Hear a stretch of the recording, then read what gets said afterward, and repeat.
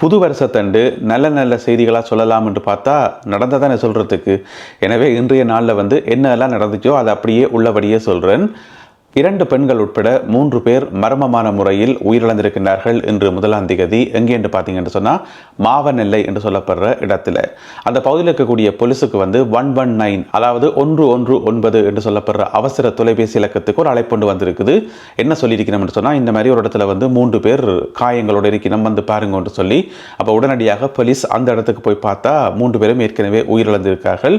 அவர்களுடைய உடலில் காயங்கள், கடுமையான காயங்கள் இருந்ததாக சொல்லப்படுகிறது. எனவே ஒரு கூர்மையான ஆயுதத்தால் அவர்கள் தாக்கப்பட்டிருக்கலாம் என்று சொல்லி இது சம்பந்தமாக போலீசார் விசாரணைகளை மேற்கொண்டு ஒருவரை கைது செய்திருக்கிறார்கள். சந்தேகத்தின் அடிப்படையில் அவரிடம் மேலதிகமான விசாரணைகள் இடம்பெற்றுக் கொண்டு வருகின்றன. இந்த சம்பவம் தொடர்பாக இவ்வளவுதான் தகவல்கள் கிடைச்சிருக்குது. இந்த சம்பவம் இன்று 1ஆம் தேதி ஜனவரி மாதம் 1ஆம் தேதி மாவனெல்லை பகுதியில் இடம்பெற்றிருக்கிறது. இதுக்கிடையில யாழ்ப்பாணத்தில் பெண் ஒருவர் போலீசாரினால் கைது செய்யப்பட்டிருக்கின்றார். இந்த குறிப்பிட்ட பெண் கடந்த சில நாட்களாக தலைமறைவாக இருந்தவாம். பிறகு பார்த்தீங்கன்னு சொன்னால் நேற்று 31ஆம் தேதி அவள் கைது செய்யப்பட்டிருக்கிறார். என்ன நடந்திருக்குன்னு சொன்னால், இந்த பெண்ணுக்கும் இன்னும் ஒருவருக்கும் நீண்ட காலமாக ஒரு பிரச்சனை இருந்ததாம். அந்த பிரச்சனையின் விளைவாக அந்த பெண் என்ன செய்கிறான்னு சொன்னால், அதாவது புன்னாலை கட்டுவான் தெற்கு பகுதியைச் சேர்ந்த இந்த பெண் அவரை கத்தியால் குத்திக்கிறார். அவர் படுகாயமடைந்து யாழ்ப்பாணம் போதனா வைத்தியசாலையில் அனுமதிக்கப்பட்டு சிகிச்சை பெற்றுக் கொண்டு வந்திருக்கிறார். அதுக்கிடையில் தலைமறைவாயிட்ட அங்கேயோ. பிறகு பார்த்தீங்கன்னு சொன்னால் நேற்று 31ஆம் தேதி புன்னாலை கட்டுவான் போலீசாரினால் குறிப்பிட்ட இந்த பெண் கைது செய்யப்பட்டு தடுத்து வைக்கப்பட்டு விசாரிக்கப்பட்டு வருகின்றார்.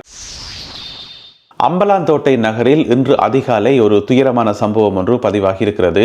அதாவது வீதி சோதனை நடவடிக்கையில் ஈடுபட்டிருந்த போலீஸ் உத்தியோகத்தர் ஒருவர் வாகனம் மோதி கொல்லப்பட்ட சம்பவம் இன்று பதிவாகி இருக்கிறது. என்ன நடந்திருக்குன்னு சொன்னா, இன்றைக்கு விடியப்புறம் 2:30 மணி போல, ஏனென்றா புது வருஷ காலப்பகுதி தானே, அப்ப வாகனங்கள் நிறைய பேர் மது போதையில வாகனங்கள் ஓடுறதுக்கான வாய்ப்புகள் இருக்குன்னு சொல்லி பாதுகாப்பு பலப்படுத்தப்பட்டு கடுமையான சோதனை நடவடிக்கைகள் மேற்கொள்ளப்பட்டது.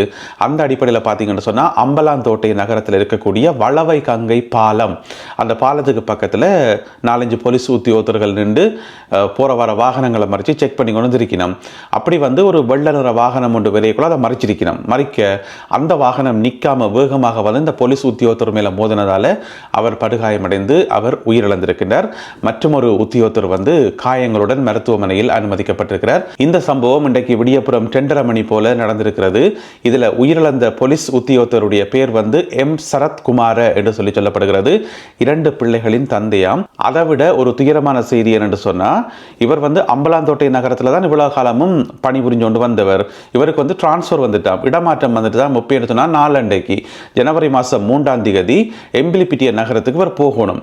அப்ப எம்பிலிப்பிட்டிய நகரத்துக்கு இவர் போறாருன்றதுக்காக இன்றைக்கு 1ஆம் தேதி பகல் இவருக்கு பிரியாவிடை வைபவம் ஏற்பாடு செய்யப்பட்டிருந்தாராம் அங்க போலீஸ் ஸ்டேஷன்ல. அப்ப இன்றைக்கு பகல் அவருக்கு பிரியாவிடை வைபவம் இருந்தது. ஆனா இரவே அவர் இறந்துட்டார். இப்படிப்பட்ட துரதிர்ஷ்டவசமான சம்பவம் ஒன்று இன்று வருடத்தினுடைய முதல் நாள் அதிகாலை வேளையில் பதிவாகி உள்ளது.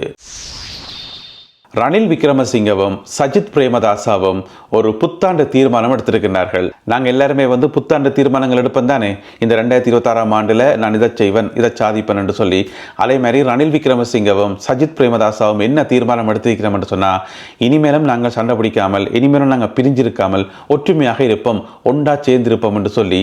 அதிலேயும் பார்த்தீங்கன்னு சொன்னா, ரணில் விக்ரமசிங்க சஜித் பிரேமதாசாவை தலைவராக ஏற்கிறதுக்கு அவர் முடிவெடுத்துட்டாராம். எனவே சஜித் பிரேமதாசா தான் தலைவர், இவர் ஆலோசகர், விசேட ஆலோசகர் ரணில் விக்ரமசிங்க என்று சொல்லி 2 பேரும் இணைந்து செயல்பட போகிறார்களாம் இந்த புது வருஷத்தில் இருந்து என்று சொல்லி. இந்த 2 கட்சிகளையும் இணைக்கணும் என்று சொல்லி பாடுபட்டு கொண்டிருக்கக்கூடிய ஹரின் பெர்னாண்டோ அறிவித்திருக்கிறார் இன்றைக்கு ஊடகங்களுக்கு. எனவே பொறுத்திருந்து பார்ப்போம் இவர்களுடைய புத்தாண்டு தீர்மானம் என்ன மாதிரி என்று சொல்லி. பொதுவாக நாங்கள் இந்த புத்தாண்டு தீர்மானம் எடுத்து போட்டு ஜனவரி மாதம் 1ஆம் தேதி எடுப்போம், அன்றைக்கு நடைமுறைப்படுத்துவோம். பிறகு ஜனவரி 2ஆம் தேதியும் நடைமுறைப்படுத்துவோம். 3ஆம் தேதி லைட்டாக அதை மறந்துடுவோம். பிறகு 4-5ஆம் தேதியில் அதை அப்படியே கைவிட்டுருவோம் தானே. அதே மாதிரி ரணில் விக்ரமசிங்கவும் சஜித் பிரேமதாசாவும் என்ன செய்ய போயினோம் என்றதை பொறுத்திருந்து பார்ப்போம். சர்வதேச கிரிக்கெட் மைதானத்தை அமைக்கின்ற பணிகள் மும்முரமாக இடம்பெற்று வருவதாக சொல்லப்படுகிறது. யாழ்ப்பாணத்தில் உங்களுக்கு தெரியும், யாழ்ப்பாணம் மண்டைதீவு பகுதியில் சர்வதேச கிரிக்கெட் மைதானம் அமைப்பதற்கான அடிக்கல்லை ஜனாதிபதி அனுரகுமார திசாநாயக்கா நாட்டியிருந்தவர். அப்போ வேகமாக அந்த பணிகளை செய்து இந்த ஜனவரி மாதம் 14ஆம் தேதி ஒரு மச்சண்டு வெப்பம் என்று சொல்லி ஒரு சர்வதேச போட்டி ஒன்று அதில் நடத்துவோம் என்று சொல்லி பிளான் பண்ணப்பட்டிருந்ததாம். ஆனால் இடையில வந்து பார்த்தீங்கன்னு சொன்னால் கடுமையான மழை, இயற்கை பேரழிவு காரணமாக அந்த பணிகள் எல்லாம் நிறுத்தி வைக்கப்பட்டு இப்போ வந்து மீள ஆரம்பிக்கப்பட்டு வேகமாக நடந்து கொண்டிருப்பதாக சொல்லப்படுது. இன்றைக்கு பார்த்தீங்கன்னு சொன்னால் 1ஆம் தேதி அமைச்சர் ராமலிங்கம் சந்திரசேகரன் அவர்கள் நேரடியாகவே போய் பார்த்திருக்கிறார். என்ன மாதிரி புனரமைப்பு பணிகள் நடக்குது, வேலை திட்டங்கள் எப்படி போய் கொண்டிருக்குன்னு சொல்லி நேரடியாகவே போய் பார்த்திருக்கிறார். எனவே மிக விரைவில் அந்த பணிகள் எல்லாம் நிறைவு பெற்று சர்வதேச கிரிக்கெட் மைதானம் யாழ்ப்பாணத்தில் உதயமாகும் என்று சொல்லி எதிர்பார்க்கப்படுகிறது. திருகோணமலையில் போலீஸ் உத்தியோகத்தர் ஒருவர் கைது செய்யப்பட்டிருக்கிறார். சாதாரண போலீஸ் உத்தியோகத்தர் இல்லை, சப் இன்ஸ்பெக்டர், அதாவது உதவி ஆய்வாளர் ஒருவர் வந்து கைது செய்யப்பட்டிருக்கார். ஏன் கைது செய்யப்பட்டவர் என்று சொன்னால், முதல்ல வந்து கைது செய்ததார் என்று பார்த்தீங்கன்னு சொன்னால் லஞ்ச ஊழல் ஆணைக்குழு. நாங்கள் எப்போவுமே சொல்லிக் கொண்டு வர்றது, லஞ்ச ஊழல் ஆணைக்குழுவிட்டிருந்து தப்ப முடியாது. யாராக இருந்தாலும் நாட்டினுடைய எந்த பகுதி கண்டாலும் போய் கட்டாயம் கைது செய்வார்கள். அவர்களுக்கு சரியான முறைப்பாடு கிடைச்சா. அந்த அடிப்படையில் பார்த்தீங்கன்னு சொன்னால் திருகோணமலை கிண்ணியா போலீஸ் ஸ்டேஷனில் பணிபுரிகின்ற ஒரு உதவி ஆய்வாளர் சப் இன்ஸ்பெக்டர் வந்து கைது செய்யப்பட்டிருக்கார். ஏன் கைது செய்யப்பட்டவர் என்று சொன்னால், ஒரு ஆள்கிட்ட இருந்து 10,000 ரூபா லஞ்சம் கேட்டிருக்கார். 10,000 ரூபா, அதாவது கிண்ணியா போலீஸ் ஸ்டேஷனுக்கு ஒரு ஆள் முறைப்பாடு கொடுக்க வந்திருக்கார். பாதிக்கப்பட்டாக்கள் முறைப்பாடு கொடுக்க வேணும் தானே.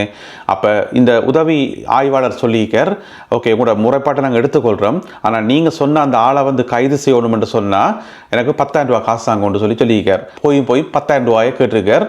அது வந்து இப்படியோ லஞ்ச ஊழல் ஆணைக்குழுன்ற காதுக்கு அந்த கதை போயிட்டுது. அவர்கள் வந்து நேற்று 31ஆம் தேதி இந்த சப் இன்ஸ்பெக்டரை கைது செய்திருக்கிறார்கள்.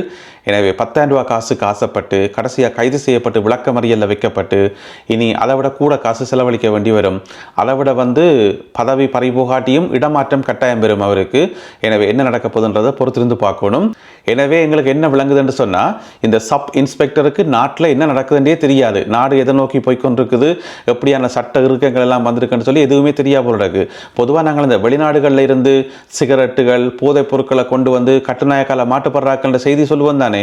அப்போ சொல்கிறோம் நாங்கள் என்னென்று, நாட்டில் என்ன நடக்குன்னு தெரியாமல் வெளிநாட்டிலேருந்து அடிச்சு பிடிச்சொண்டு வாரீங்கள், வரும்போது ஒரு சட்டவிரோதமான பொருட்களையும் கொண்டு வந்து மாட்டுப்படுறீங்கள் அநியாயமா. முதல்ல வந்து செய்திகளை கேளுங்க, நாட்டில் என்ன நடக்குன்றதை தெரிஞ்சு கொள்ளுங்கன்னு சொல்கிறாங்க தானே.